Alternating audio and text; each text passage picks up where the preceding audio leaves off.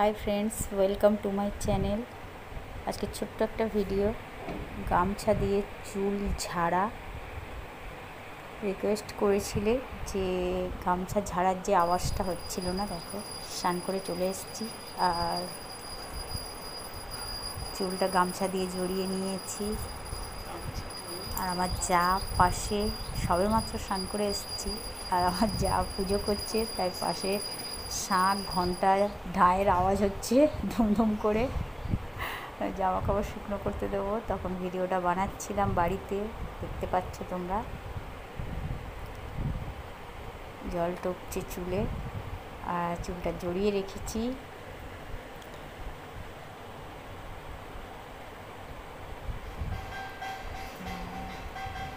নিয়ে আমি চুলটা গামছা দিয়ে ঝাড়ার আওয়াজটা বলেছিলে তোমরা যে আপলোড করার জন্য। এটা বাড়িতে পুজো হচ্ছে, তাই ঘরের ঠাকুর, তাই আওয়াজ হচ্ছে। এটা আবার ভাববে হয়তো লাইক করে দিও। পুরনো বন্ধুদের অনেক অনেক ধন্যবাদ। ভিডিওটা